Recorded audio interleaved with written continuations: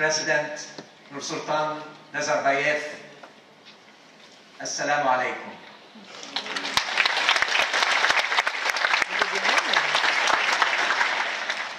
Mr. President, you have honored us with your presence here today. The world tourism community has assembled here today in acknowledgement of your achievements and the remarkable progress that Kazakhstan has attained under your leadership. We have seen that by our own eyes. Mr. President, it is no accident that we meet here today in Astana, Kazakhstan, at crossroads in place and at crossroads in time.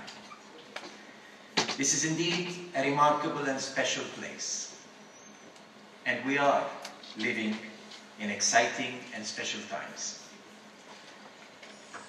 We meet in Kazakhstan at crossroads of the world and in the center of Eurasia, in the heart of a rising nation, rooted firmly into history, strong culture, while also boldly venturing into a fresh and promising future. Your people, Mr. President, are brave and strong horsemen, fighters, movers, raising the place and moving from one place to another. They cultivated this wonderful land. Today, you and your people are a nation on the move, dynamic, fresh, and looking into the future. We're meeting today in Astana, a city that could truly be named as Nursultan Nazarbayev city. It is your city both in vision and in design. We all know this.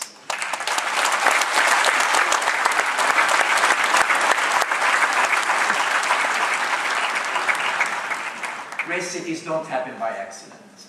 They are acts of will.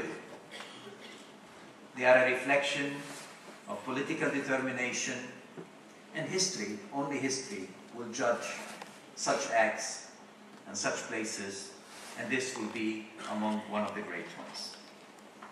In Astana, all routes pass through. Siberia connects to Central Asia, and China connects to Europe. You and your people have built a model where diversity and tolerance are celebrated. You were correct in describing this unique harmony in a world that yearns today to such harmony and such tolerance. Mr. President, when we met 2 years ago in Cartagena de India in Colombia, your very dynamic and active minister promised us in his own genuine, fresh style of speaking, one of the best General Assemblies UNWTO have had. Mr. President, it is indeed looking so. Thank you very much for hosting us. And through you, thank all the wonderful women and men of Kazakhstan that have taken so good care of us from the minute we have stepped into this wonderful land.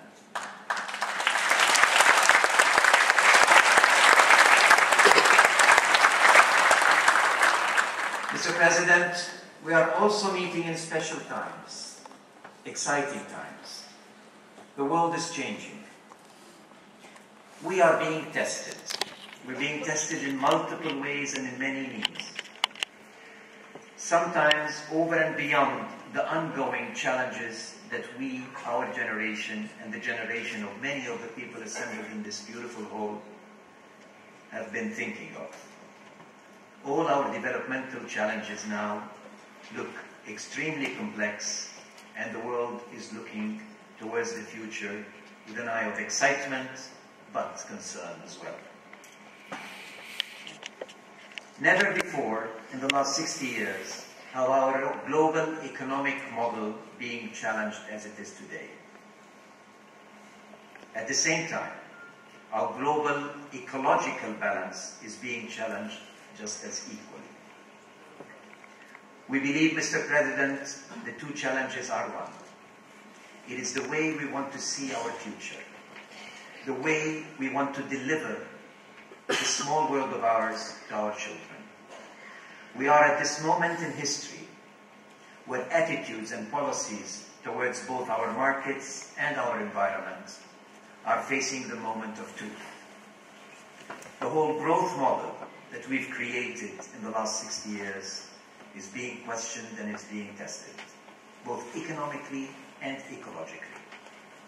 Today, the global community must rise up to the challenge, and it seems like it's beginning to do just that. Last week, world leaders met in New York for the opening of the General Assembly. A new spirit of recognition and cooperation, a new spirit of recognizing and acknowledging our challenges is without doubt surfacing. National leaders have started to become global leaders. The economic crisis seemed to have maybe given us the wake-up call that we all needed for a long time. And it was an effective call. Mr. President, the travel and tourism industry is at the core of all of these changes and challenges. It has truly become, in the last 60 years, a central, global, remarkable phenomenon. Hundreds of millions of travelers are crossing borders. Hundreds of millions of jobs are being created by this wonderful industry and generating hundreds of billions of dollars in income for household families all over the world. Tourism today means jobs, means dignity, trade, development, infrastructure. It is, without doubt, the main lifeline of many communities, particularly in the developing world.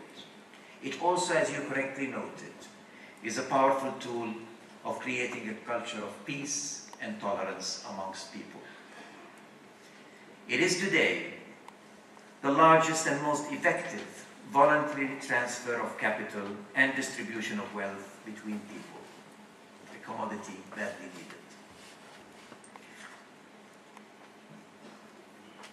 However, Mr. President, while our industry is being significantly affected by many of these economic and environmental challenges, its potential as an engine for sustainable growth is still underutilized.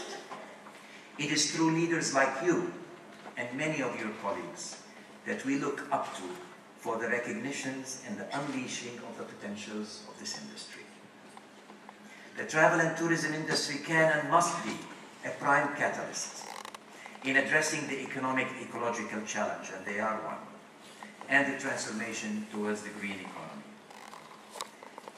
It is for this reason that UNWTO embarked and is discussing in your very capital, Astana, today, the developing concept of a roadmap for recovery, a work in progress that started at the end of 2008 and has been taking a clear and convincing shape here at the General Assembly.